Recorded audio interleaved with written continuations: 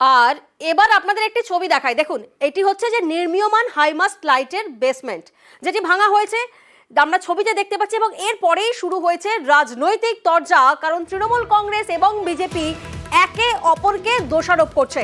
বাঁকুড়ার পাত্রসায়ার থানার এলাকার এই ঘটনা, যেখানে রাজনৈতিক তরজা শুরু হয়েছে।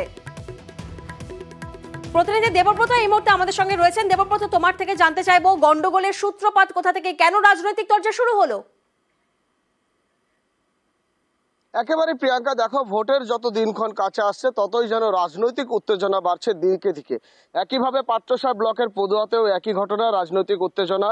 কারণ সম্প্রতি বিষ্ণুপুর লোকসভা কেন্দ্রের বিজেপি সাংসদ সৌমিত্র খাঁর তহবিল থেকে ভোটের আগেই কিন্তু এলাকায় হাইমাস্ট যে লাইট রয়েছে সেই লাইটের স্যাংশন করা হয়।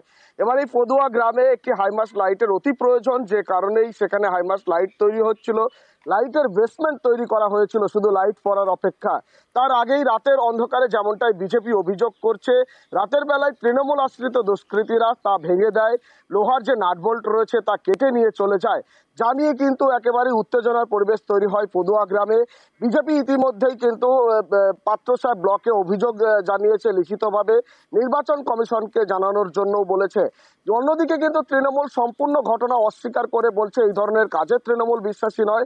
কারণ যে বিজেপি নেতৃত্বরা রয়েছে তাদের গোষ্ঠীদ্বন্দ্ব, এবং তারা নিজেরাই এই ধরনের ঘটনা ঘটিয়ে তৃণমূলকে কালিমা লিপ্ত করার চেষ্টা করছে। প্রিয়াঙ্কা, একেবারেই ওই জায়গার মানুষের প্রচুর এক লাইটের প্রয়োজন। মানুষ, ওইখানকার মানুষ হাতির আতঙ্কে একটা থাকে। তার সাংসদ তহবিল থেকে একটা সমিতকার সাংসদ তহবিল থেকে একটা লাইটের ব্যবস্থা করে দেওয়া হয়েছিল। সেটা কি করলো, রাতের অন্ধকারে তৃণমূলের দুষ্কৃতীরা যে ওটা ভাঙচুর করলো। সারা বছর আমরা মানুষের সাথে থাকি, মানুষের কাজ করি এবং আমরা মানুষের কথা বলি, মানুষের উন্নয়ন করি। তো সেই জায়গায় দাঁড়িয়ে আমাদের এটা কিছু কোনো কাজ নয়, এটা আমরা এই কালচারে বিশ্বাসী নয়।